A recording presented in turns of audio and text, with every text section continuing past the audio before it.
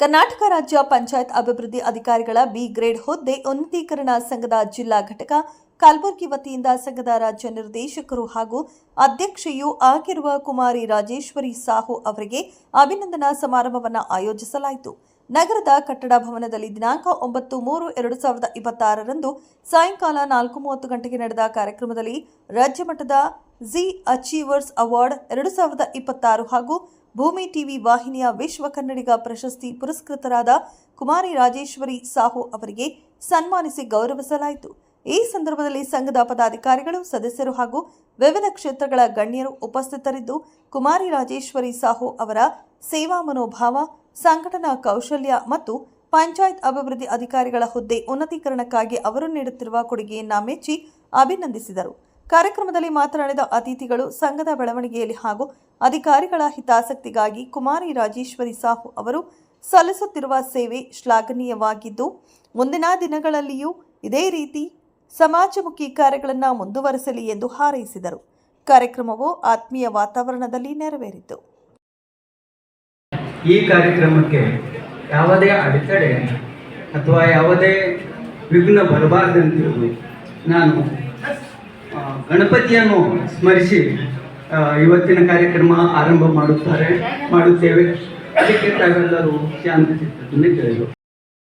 ವಾಹನನ ಲಂಬೋದರ ನೀನ, ವಿಘ್ನೇಶ್ವರ ನೀನ, ವಿಘ್ನ ತಾರಕ ನೀನ, ವಿಘ್ನೇಶ್ವರ ನೀನ, ವಿಘ್ನ ತಾರಕ ನೀನ, ವಿದ್ಯಾಕ್ಕೆ ಅಧಿಪತಿ ನೀನ, ವಿಶ್ವವಂದಿತ ನಿನ್ನ, ವಿದ್ಯಾಕ್ಕೆ ಅಧಿಪತಿ ನೀನ, ವಿಶ್ವವಂದಿತ ನಿನ್ನ, ಸ್ಮರಿಸುವೆ ಮೊದಲಿಗೆ ನಾನ ಗಜಾನನ ಗಣಪತಿ ನಿನ್ನ,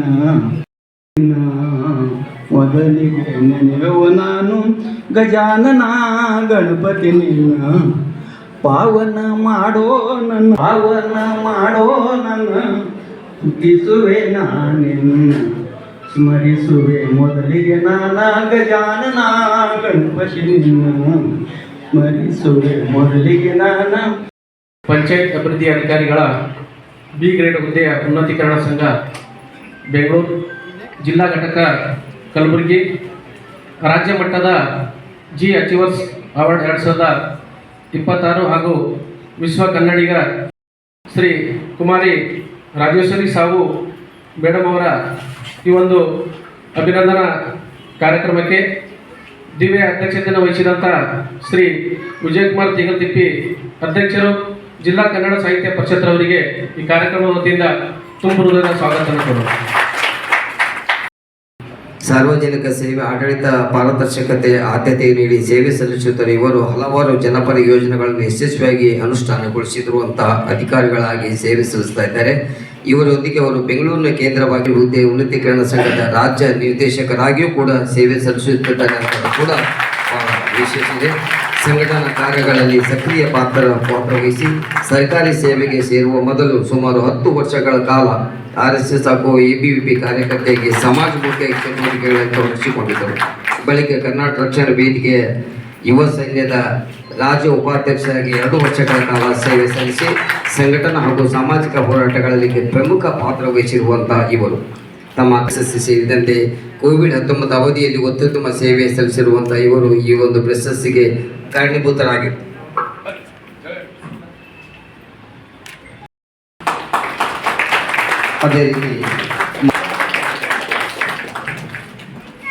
ಅದೇ ರೀತಿ ಶ್ರೀಮತಿ ಸುಧಾ ದಂದೆ ಮೇಡಮ್ ಅವರಿಗೆ ಕುಮಾರಿ ರೇಣುಕಾ ಇಳಿಗೆ ಸಂಘಟನಾ ಕಾರ್ಯದರ್ಶಿ ಅವರು ಕೂಡ ಬಂದು ಗ್ರಂಥ ಸಮರ್ಪಣೆ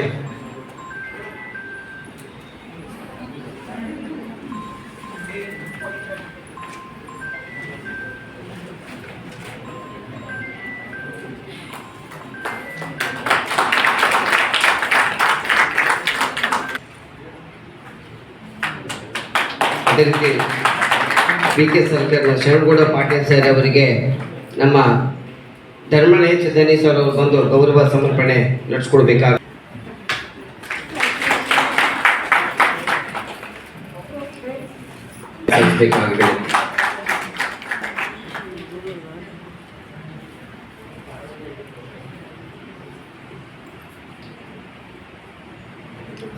ಇನ್ನೋರ್ವ ಶಿವರಾಜ್ ಮಾಗಾವ್ ಸರ್ ಅವರಿಗೆ ನಮ್ಮ ಮಲ್ಲಿಕಾರ್ಜುನ್ ಸಂಗಶೆಟ್ಟಿ ಅವರು ಬಂದು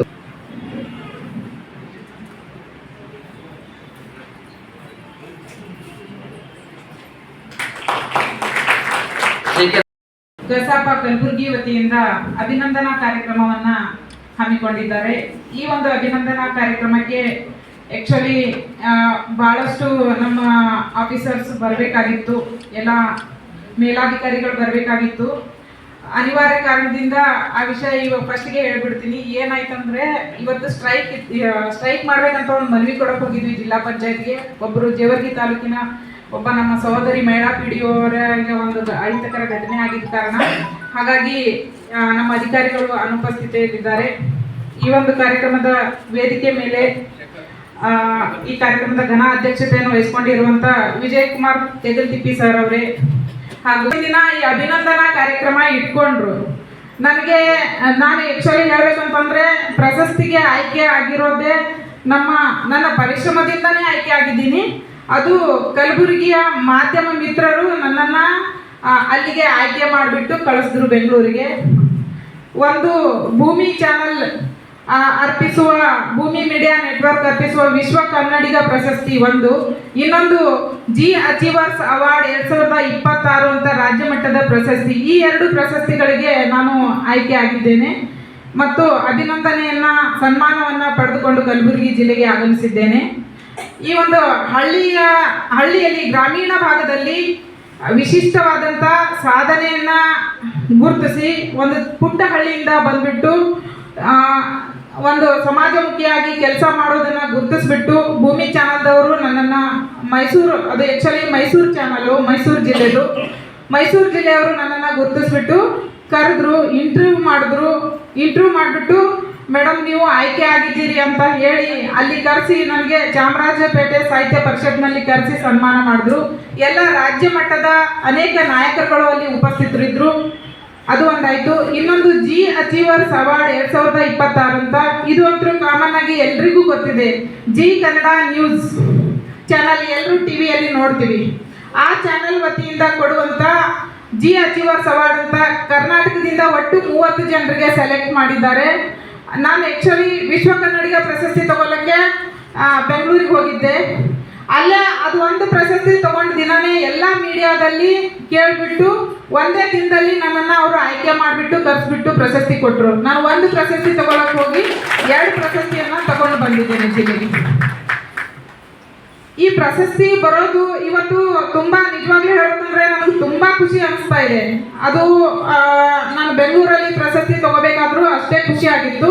ಅಲ್ಲಿ ಕೂಡ ನನಗೆ ಮಾತಾಡೋಕ್ಕೆ ಬರಲಿಲ್ಲ, ಮಾತಾಡಕ್ಕೆ ಬರದೇ ಇರೋಷ್ಟು ಖುಷಿ ಆಯಿತು. ಆ ಖುಷಿಲಿ ಏನು ಮಾತಾಡ್ಬೇಕಂತಾನೆ ನನಗೆ ಗೊತ್ತಾಗಲಿಲ್ಲ.